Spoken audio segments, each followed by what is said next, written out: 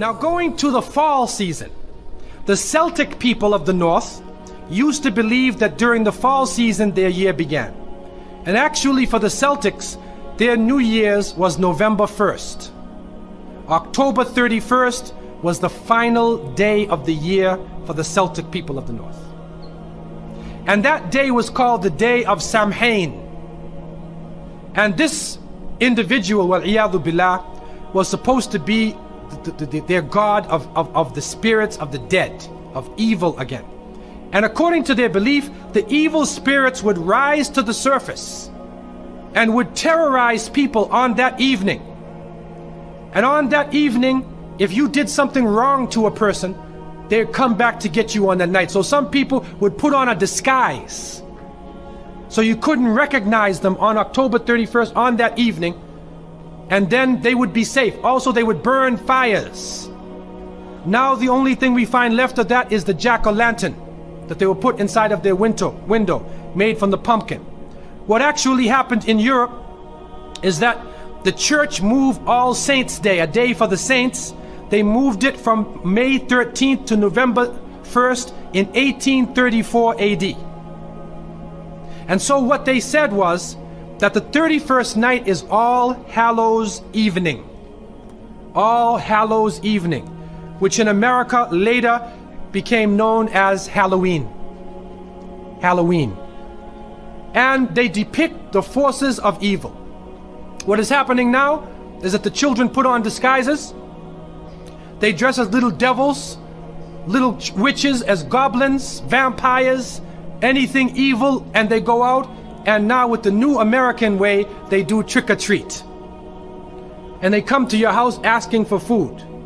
Do they do that here in Miami? Trick-or-treat.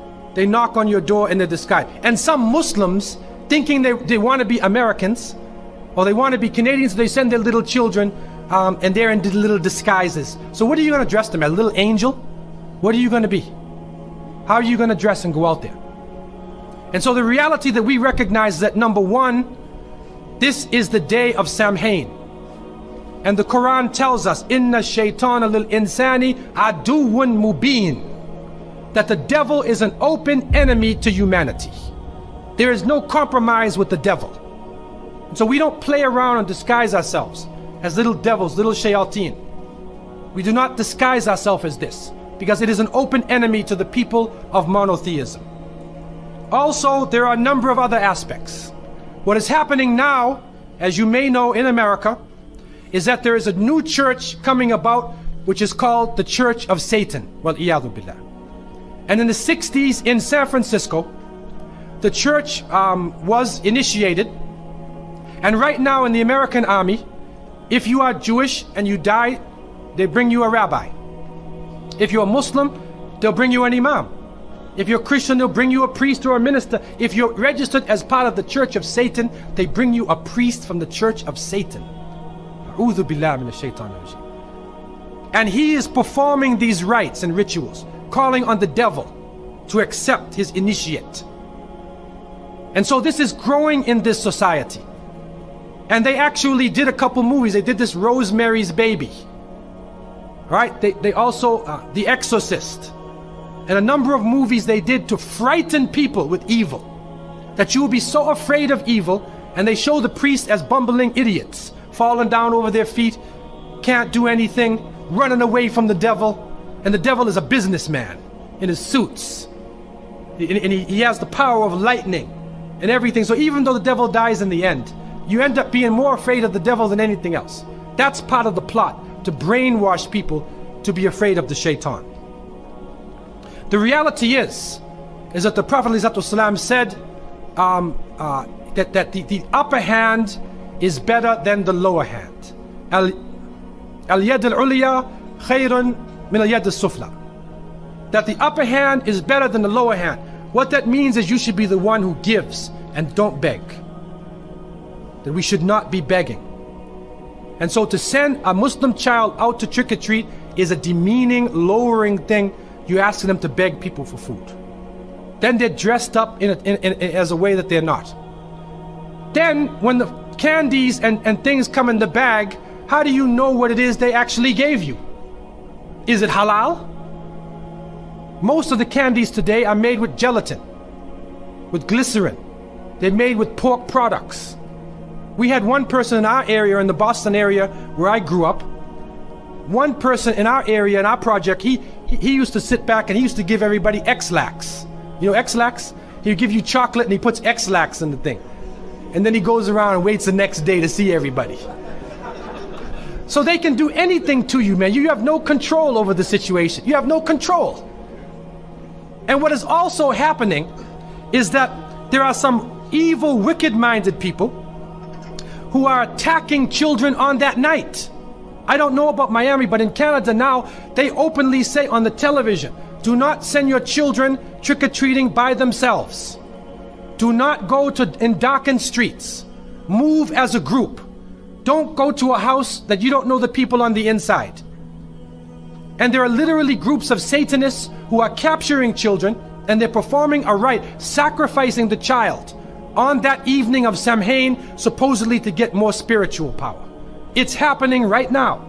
And so from so many angles, Muslims should have nothing to do with Halloween. And if your children are in school, go to the teacher.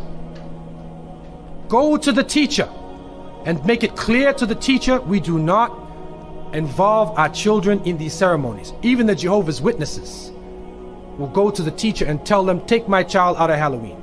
They don't even believe in that. Take my child even out of your Christmas. They're not involved in that.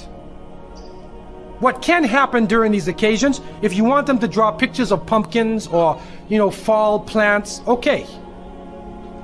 But we don't want to be involved in these confused rituals that are giving signals from many different angles.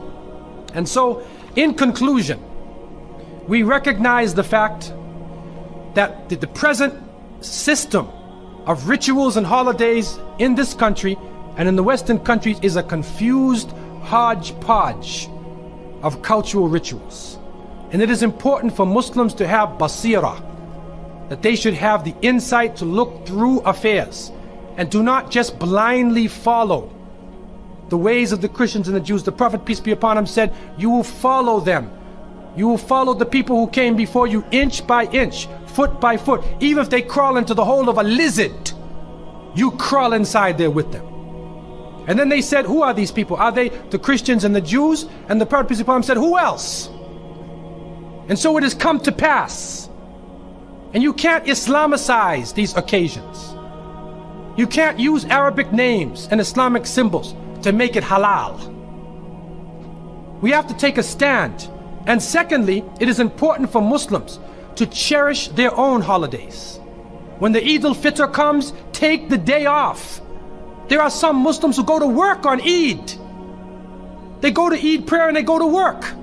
So what happens to your children? They don't have a chance to relax and enjoy themselves. Organize an activity. Bring their families together. Eat together. Do things together. Remember Allah subhanahu wa ta'ala together. Make it a happy occasion for them. They will remember their Eids. Eid al-Fitr, Eid al-Adha. If they don't, then they get involved in Christmas, in Easter, in Halloween, where even in the Christian tradition now, it is confusing. And many of the Christians now, Seventh-day Adventists, Jehovah's Witnesses, and many people are taking a stand. And they're saying we do not want to follow the pagan religion. So what about those who have been blessed with monotheism? And so I want to leave you with these words. And I pray that Allah subhanahu wa ta'ala would help the younger generation to be able to take a stand, especially for the Muslims to take a stand, and for those non-Muslims to try to understand what Islam really is.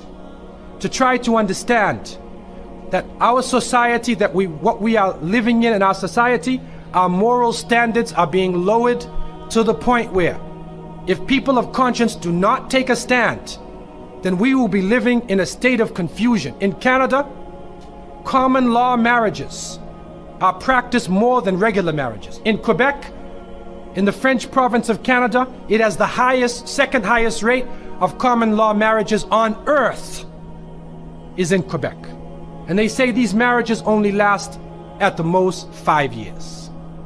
So if the families are broken apart, if children are being molested, if women have no sanctuary or protection in the society, even in the White House, if nowhere is safe, then the basis, the essence of the society itself is become rotten. And this will influence the economic situation, the political situation, all aspects of life. So I leave you with the thought that people of conscience should take time, study history, go back to the source of the religions, and you'll find that all of the religions are based in Tawheed, in the oneness of God. It will take you right back to the source. And when you think about a Muslim now, realize it's not somebody who's thinking about blowing up the Empire State Building. That's stereotyping, that's Hollywood. That's Hollywood. Islam is based on peace, submission to the Creator. When we meet each other, we say, Assalamu alaikum, peace be upon you. And we pray for peace for all people.